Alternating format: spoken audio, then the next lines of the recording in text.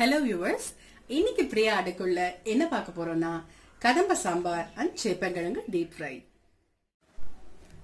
சாம்பார் பண்றதுக்கு முன்னாடி சேப்பங்கிழங்க ஒரு 10 to 15 minutes தேவையான ingredientsலாம் போட்டு marinate பண்ண வேண்டியது இருக்கு. சோ அத first நம்ம முடிச்சுக்கலாம்.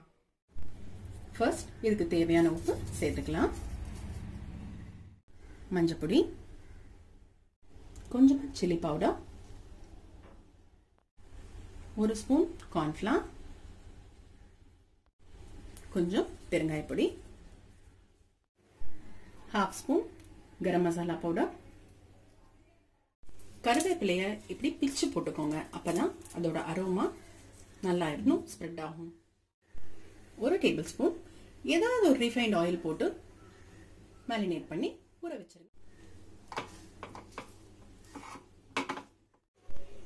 சேப்பங்கிழங்கு ஊறுற டைம்ல நம்ம சாம்பார் எப்படி பண்ணலாம்ங்கறத பார்த்தறலாம். இப்போ எந்த ரீஃபைண்ட் ஆயில்னாலும் நம்ம யூஸ் பண்ணிக்கலாம்.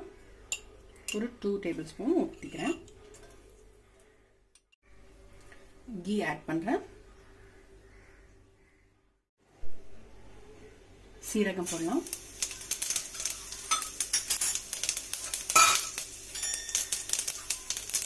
கடுகு, இது கூட பெருங்காயம் ஆட் பண்ணலாம்.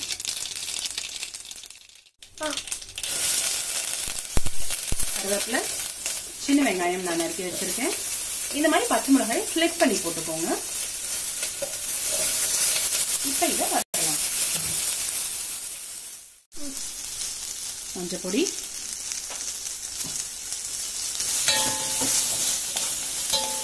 அது கூட நான் ஒரு தக்காளி ஆட் பண்ணிருக்கேன். இதோட இப்ப நம்ம பீன்ஸ், கேரட், கேப்சிகம் போட்டுடலாம். உங்ககிட்ட எந்த வெஜிடபிள்ஸ் அவைலபிளா இருக்கோ அது நீங்க போட்டு கூட கதம்ப சாம்பார் பண்ணலாம். என்கிட்ட முருங்கைக்காய்லாம் இல்ல, சோ அதனால நான் இருக்கிற வெஜிடபிள்ஸை வச்சு நான் பண்ணிருக்கேன். ஒரு ஸ்பூன் கல் உப்பு ஆட் பண்றேன். உங்க டேஸ்டுக்கு ஏத்த மாதிரி நீங்க உப்பு ஆட் பண்ணிக்கோங்க. சாம்பார் பொடி போட்டுக்கலாம். நான் ஒரு 1.5 ஸ்பூன் போடுறேன். பிகாஸ் நான் ஏற்கனவே 2 பச்சை மிளகாய் போட்டதுனால எனக்கு இந்த காரம் போதும். ஸோ அதனால 1.5 ஸ்பூன் ஆகும் சாம்பார் பொடி போட்டிருக்கேன். இப்போ இதுக்கு தேவையான அளவு புளி தண்ணியை ஏற்கனவே நான் புளியை ஊற வச்சிருக்கேன், அதை ஊற்றிக்கலாம். இப்போ நான் இது கொஞ்சம் தண்ணி ஊற்றி வேக வைக்கலாம்.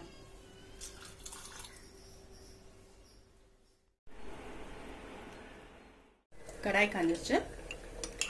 3 to 4 டேபிள் ஸ்பூன்ஸ் எண்ணெய் ஊற்றிக்கோங்க. எந்த ரிஃபைண்ட் ஆயிலா இருந்தாலும் பரவாயில்ல. நான் 3 டேபிள் ஸ்பூன் யூஸ் பண்ணிருக்கேன். ஏன்னா ஏற்கனவே நான் மேரினேட் பண்றதுக்கு ஒரு 2 டேபிள் ஸ்பூன் யூஸ் பண்ணிருக்கேன். எண்ணெய் காஞ்சிருச்சு. கடுகு போட்டுக்கலாம். இப்போ நம்ம மேரினேட் பண்ணி வச்ச காயும் போட்டுக்கலாம்.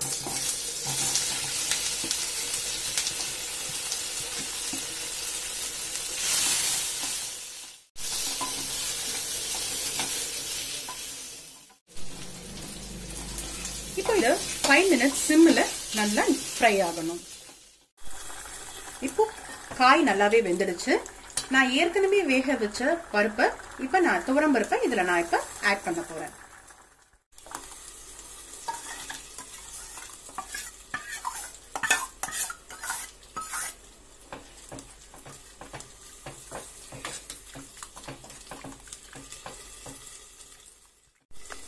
உங்களுக்கு ரொம்ப கெட்டியா இருக்கிற மாதிரி இருந்ததுன்னா நீங்க தண்ணி கொஞ்சம் ஆட் பண்ணிக்கலாம். அதுக்கு ஏத்த மாதிரி உப்பு ஆட் பண்ணிக்கோங்க.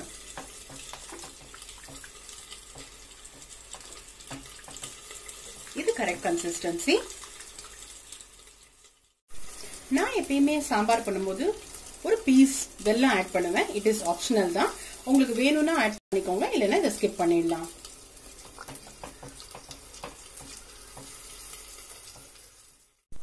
இப்ப பார்க்கலாம் நம்ம சேப்பங்கிழங்கு ஃப்ரை ஆயிடுச்சான்னு. வாவ், நல்லாவே நம்ம சேப்பங்கிழங்கு ரெடி ஆயிடுச்சுங்க. நீங்களே பாக்குறீங்க, நல்லா கோல்டன் ப்ரௌன்ல வந்திருக்கு, நல்லா ரோஸ்டா இருக்கு. So it is almost done, முடிஞ்சது. இதை நம்ம இப்ப ஸ்விட்ச் ஆஃப் பண்ணிடலாம். இப்ப நம்ம குழம்பு ரெடி ஆயிடுச்சு. இப்போ கொத்தமல்லி தூவி இறக்கிடலாம். கதம்ப சாம்பார் ரெடி. சேப்பங்கிழங்கு ஃப்ரை ரெடி. நம்ம கதம்ப சாம்பார் சேப்பங்கிழங்கு ஃப்ரை ரெடி ஆயிடுச்சு. இந்த வீடியோ உங்களுக்கு பிடிச்சிருந்ததுன்னா லைக் பண்ணுங்க, ஷேர் பண்ணுங்க, சப்ஸ்கிரைப் பண்ணுங்க. அப்படியே அந்த பெல் ஐகானையும் பிரஸ் பண்ணுங்க. சோ தட் நாங்க பண்ற வீடியோஸ் எல்லாம் இமீடியட் நோட்டிபிகேஷன் உங்களுக்கு வரும். தேங்க்யூ.